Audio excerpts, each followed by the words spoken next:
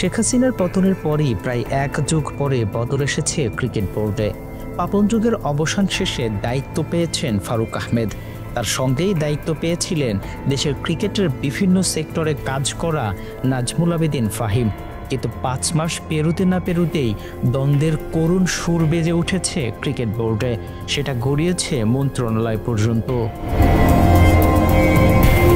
অভিযোগের তীর বিসিবি সভাপতি ফারুক আহমেদের দিকে। বোর্ড পরিচালক নাজমুল আবেদিন ফাহিমের সঙ্গে দুর্ব্যবহারের অভিযোগ উঠেছে তার প্রতি। দেশের এক বেসরকারি টিভি চ্যানেলের সঙ্গে আলাপকালে পরিচালক ফাহিম স্বীকার করেছেন বিষয়টি। এক বেসরকারি টিভি চ্যানেলের সঙ্গে আলাপকালে বলেছিলেন, আমি স্পেসিফিক বলতে চাই না মন্তব্যটা কী ছিল, তবে সেটা আমাকে খুবই হতাশ করেছে। আমি জানি না কেন প্রেসিডেন্ট আমার ব্যাপারে কমেন্ট করেছে। স্বাভাবিকভাবেই আমি মোটেই আশা করিনি ওরকম একটা মন্তব্য, আর সেটা অনেকগুলো মানুষের সামনে। সেখানে মন্ত্রণালয়ের মানুষ ছিল, অন্যান্য বোর্ড ডিরেক্টররাও ছিল।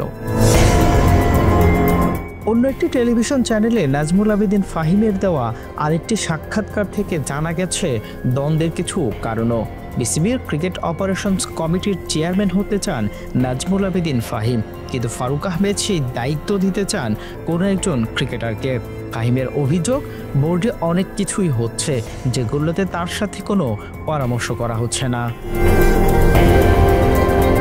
কাজের স্বাধীনতা না পেলে এবং কাজ করে মানসিক শান্তি না পেলে বিসিবি থেকে পদত্যাগ করার কথাও জানিয়েছেন নাজমুল আবেদিন ফাহিম।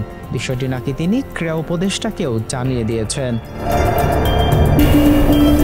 এমন দ্বন্দ্ব নিশ্চয় ভালো কিছু বয়ে আনবে না দেশের ক্রিকেটের জন্য।